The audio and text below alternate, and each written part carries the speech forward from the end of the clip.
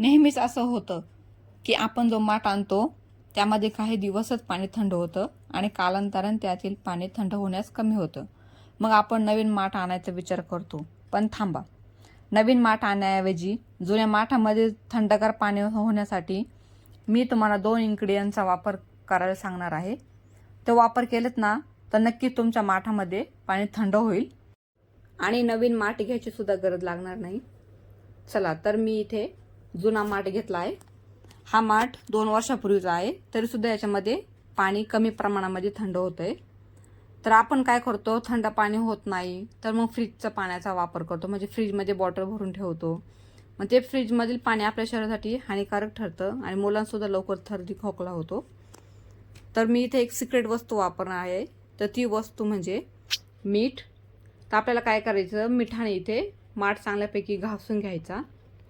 पूर्ण चारी साईडनं मिठाने आपल्याला माठ घासायचा. त्यानं काय होईल माहिती का, जे माठाचे होल असतात, म्हणजे जे माठाला बारीक बारीक होल असतात, ते होलाचे ब्लॉक्स मोकळे होईल.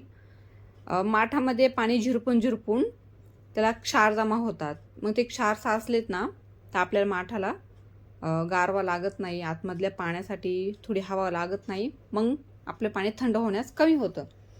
पण इथं जर मिठाचा वापर केलात ना तर हे क्षार बऱ्यापैकी निघून जातात आणि पाणीसुद्धा थंड होण्याची शक्यता जास्त असते. तर बघा इथं चांगलं मी याला पूर्ण चारही साईडने याला घासून घेते. तुम्ही बघू शकता इथे क्षार बऱ्यापैकी निघाले आहे आणि जे असे बारीक बारीक दिसतात ना त्याला आता छानपैकी असं घासून घ्यायचं.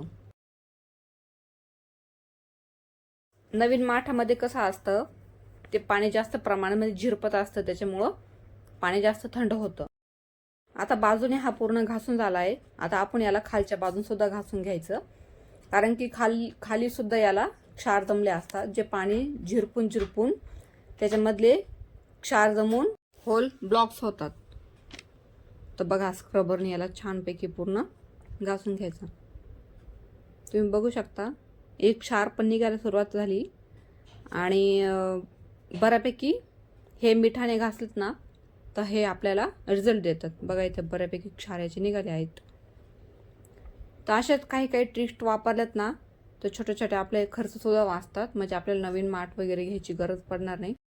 त्यानंतर आपण याला चांगल्यापैकी धुवून घ्यायचं आणि धुत असताना खालूनच्या साईडनं वरच्या साईडनं सुद्धा याला पूर्णपणे वॉश करून घ्यायचं.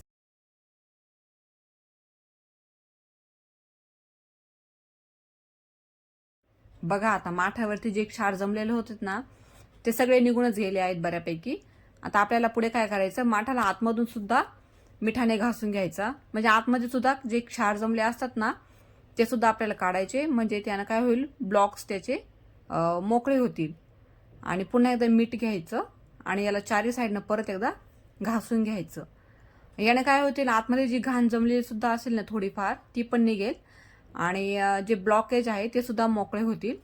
आणि पुन्हा एकदा पाण्याचा वापर करायचा आणि याला मस्तपैकी धुवून घ्यायचा आणि याला कमीत कमी 2 ते 3 पाण्याने धुवायचं, म्हणजे काय होईल, जे खारटपणा आहेत ना तो निघून जाईल.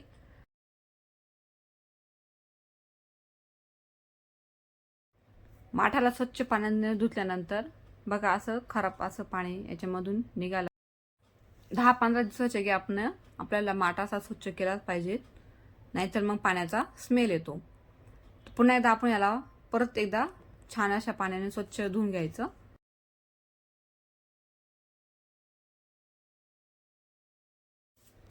इकडे दुसरा सिक्रेट इन्ग्रेडियंट म्हणजे तुरटी.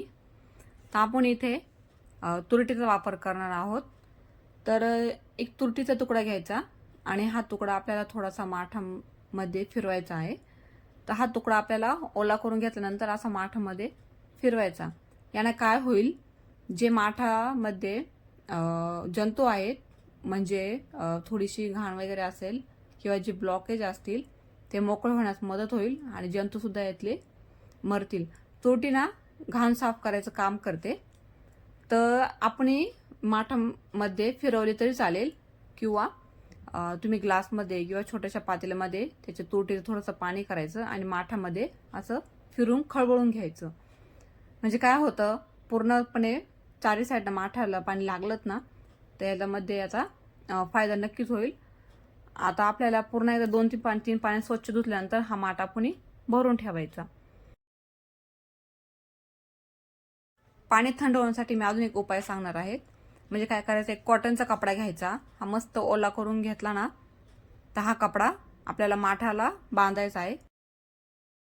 त्याने काय होईल, माठाला असा गारवा तयार होईल आणि पाणी थंड होण्यासाठी खूप सारी मदत होईल. तर तुम्ही माझ्या चॅनलवरती नवीन असाल तर व्हिडिओला माझ्या लाईक करा, शेअर करा आणि सबस्क्राईबसुद्धा करा. तुमच्यासाठी असेच मी छान छान व्हिडिओ घेऊन येत राहील. तर इथे मी हा कपडा पूर्णपणे चारी साईडनं असा याला गुंडाळला आहे आणि यावरती आपल्याला एक ग्लास पाणी टाकायचं. पाणी टाकलं ना म्हणजे याला असा ओलावा तयार होईल आणि पाणी थंड होण्यासाठी मदत राहते. अशा प्रकारचे ट्रिक वापरून आपण जुन्या माठाला सुद्धा नव्या माठासारखे थंड पाणी बनवू शकतो.